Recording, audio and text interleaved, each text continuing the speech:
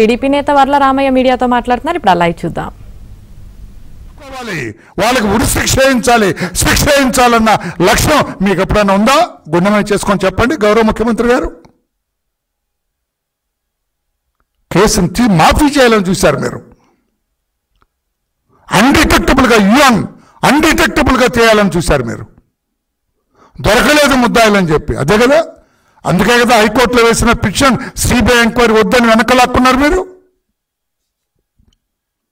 CBI enquiry వేసిన తర్వాత కూడా మీ చెల్లి సునీతమ్మ చనిపోయిన మీ బాబాయ్ కూతురు ఎంతో కష్టపడి సిబిఐ ఎంక్వైరీ వేస్తే మీరు ముఖ్యమంత్రిగా ఉండి సిబిఐ ఎంక్వైరీకి అడుగడుగున ఆటంకాలు సృష్టించింది మీరు కాదా?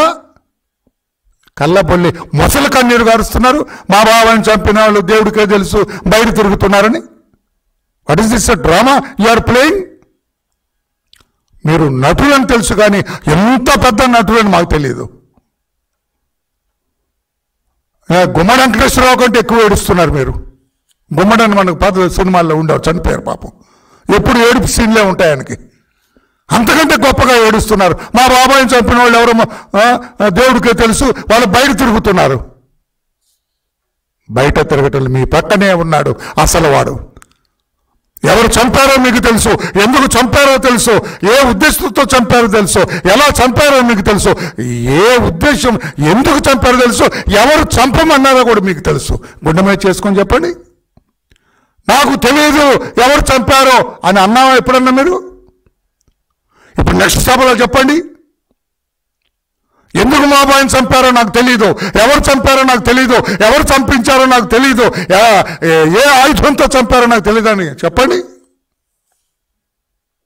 అంతా మీరే చేసి ఎవరి మీద నెట్టాలని చూస్తారా గౌరవ ముఖ్యమంత్రి గారు? ఎందుకు సిబిఐని అడుగడుగున ఆటంకాలు సృష్టించారు?